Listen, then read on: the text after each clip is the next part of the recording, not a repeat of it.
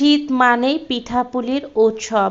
আর এই শীতের দিনে সকালবেলা আমি আজকে চিতই পিঠা, সেই সাথে আমার মতো কে কে হাতে মেখে বেগুন ভর্তা করে খান। অবশ্যই যারা উত্তরবঙ্গে আছেন কমেন্ট করে জানাবেন। এই যে আমার বেবি এই ধরনের বিস্কিটগুলো অনেক বেশি পছন্দ করে। শীত মানেই শীতের সবজি গোছাতে রান্না করতে আমার তো অনেক বেশি ভালো লাগে। ভিডিওটা দেখতে হলে অবশ্যই না টেনে কন্টিনিউ করবেন। এই রকম শীতের সবজি দিয়ে তরকারি রান্না করতে আমার কাছে অনেক বেশি ভালো লাগে। আসসালামু আলাইকুম এভরিওয়ান, সবাই কেমন আছেন? আশা করি সবাই ভালো এবং সুস্থ আছেন। আল্লাহর রহমতে আমরাও ভালো এবং সুস্থ আছি। নতুন আর একটা ব্লগ ভিডিওতে সবাইকে ওয়েলকাম করছি। আশা করি আমার এই ব্লগ ভিডিওটা আপনাদের কাছে অনেক বেশি ভালো লাগবে। আজ আমি সকালবেলা উঠেই চিন্তা করেছি চিতই পিঠা বানাবো। প্রতিদিনই ভাবা হয় কিন্তু আর করা হয় না, কিন্তু মাশাআল্লাহ আজকের ওয়েদারটা অনেক বেশি সুন্দর ছিল।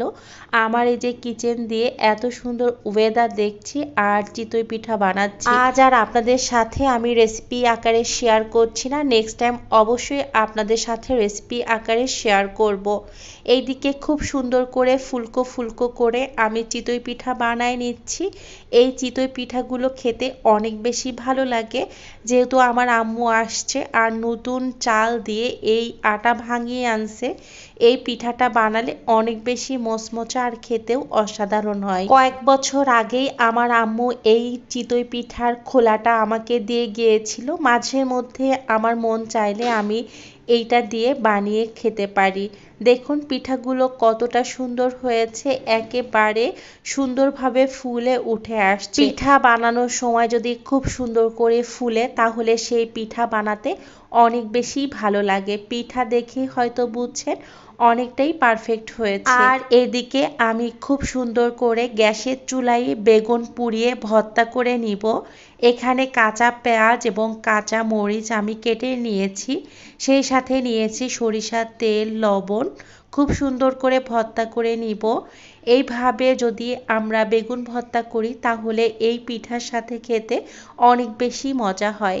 এর সাথে একটু ধনিয়া পাতা দিলে আরও বেশি মজা হয়, কিন্তু আজকে আমার বাসায় ফ্রেশ ধনিয়া পাতা ছিল না, যা ছিল সবই ফ্রোজেন করা, যার জন্য এর মধ্যে আর দিলাম না। আমার অনেক প্রিয় আপুরাই যারা উত্তরবঙ্গে আছেন আমার ভিডিও দেখেন তারা হয়তোবা বুঝতে পেরেছেন আমি কিভাবে বেগুনগুলো ভর্তা করে নিলাম। এভাবে বেগুন ভর্তা করলে খেতে অনেক বেশি মজা লাগে। অফ ক্যামেরাতেই নাস্তা সেরে নিলাম।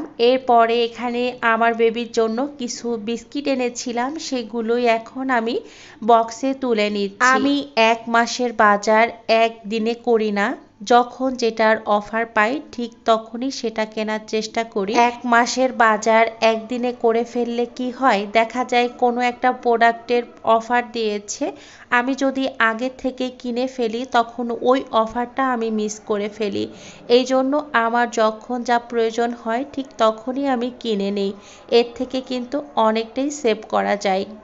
আমাদের মতো মধ্যবিত্ত মানুষের অনেক কিছুই চিন্তা ভাবনা করে খেতে হয়, তা না হলে দেখা যায় মাস শেষে গিয়ে অনেকটা কষ্ট করতে হয়।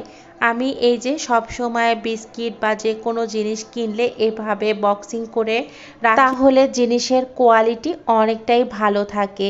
এইভাবে বক্সিং করে রাখলে পোকা মাকড় যে কোনো জিনিস থেকেও অনেকটাই রক্ষা পাওয়া যায়। এই খাবারগুলো যখন আমরা বাহিরে রাখবো অনেক সময় দেখা যায় আবার নরমও হয়ে যায়। আপনারা চাইলে কিন্তু এই পদ্ধতিটা অবশ্যই ব্যবহার করতে পারেন, অনেক বেশি উপকার পাবেন। এই পর্যায়ে এসে আপনাদেরকে আবারও মনে করে দিতে চাই, যারা আমার ভিডিওটা এই পর্যন্ত দেখেছেন এখনও একটা লাইক করেননি, প্লিজ একটা লাইক করে ভিডিওটা আবারও দেখা শুরু করবেন। আগে থেকেই আনা কিছু পাস্তা এবং নুডলস ছিল, সেগুলো উঠিয়ে নিলাম। আর আমার বেবির অনেক পছন্দের এই জুসটা, এখন যেহেতু শীতের সময় বাচ্চারা পানিটা কম খেতে পছন্দ করে, এই জন্যই আমি আমার বেবির জন্য এই জুসগুলো ঘরে রেখে দিই। যখন প্রয়োজন মনে করি ওকে দেওয়া দরকার ঠিক তখনই দেই। অনেক সময় দেখা যায় আমরা যখন বাহির থেকে অনেক জিনিস কিনে এনে বাহিরে রাখি, বাচ্চারা ইচ্ছা মতো কিন্তু খেয়ে ফেলে। আপনারা যদি এই টেকনিকটা ব্যবহার করেন, কন্টেনারে রেখে প্রতিদিন একটা করে দেবেন, তাহলে ওরাও অনেক বেশি খুশি হবে। বাচ্চা মানুষ যখন তখন বায়নাও করে আপনাকে ডিস্টার্ব করবে না। আমি অনেক ভিডিওতেই বলি, আমার বাচ্চাকে যদি একটু সাজিয়ে গুছিয়ে প্লেটিং করে দেওয়া হয় তাহলে ও খেতে অনেক বেশি পছন্দ করে।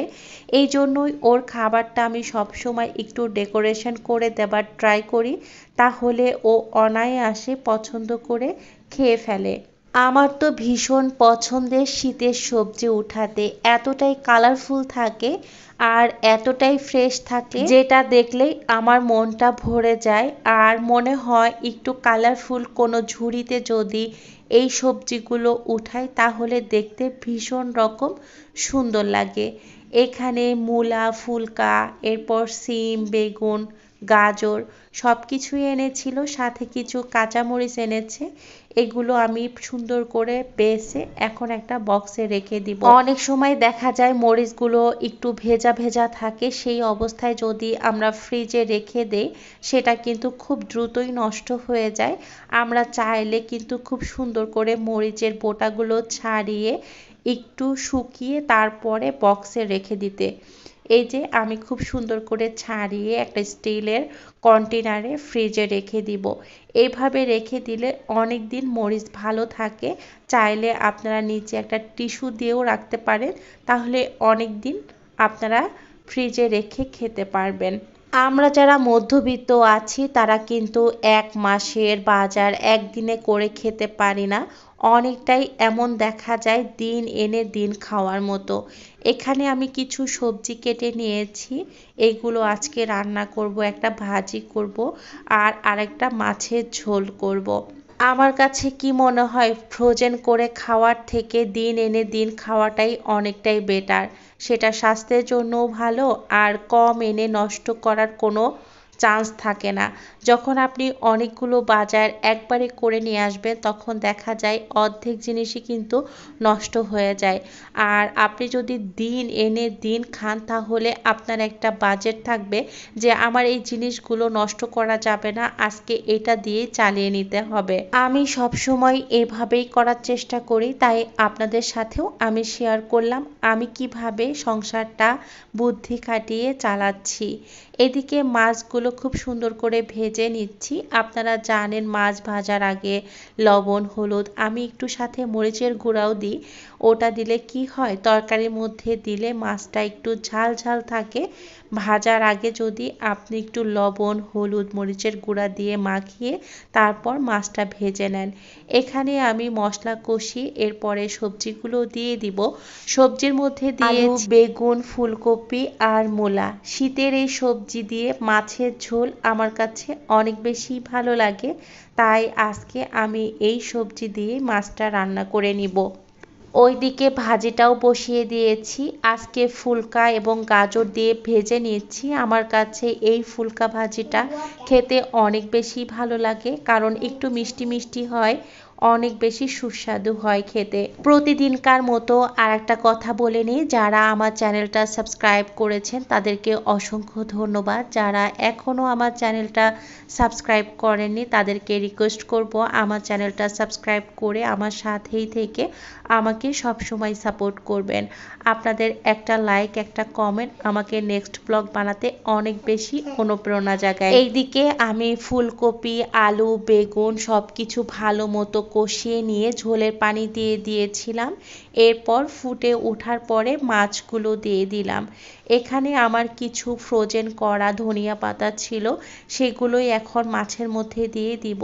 যেহেতু ধনিয়া পাতা নিয়ে আসলে অনেক দিন থাকে না, তাই আমি এই ধনিয়া পাতাগুলো বক্সের মধ্যে খুব সুন্দর করে ধুয়ে কেটে ফ্রোজেন করে রাখি। যখন যেটা প্রয়োজন হয় বা যেই তরকারিতে প্রয়োজন হয় তখনই আমি ব্যবহার করি।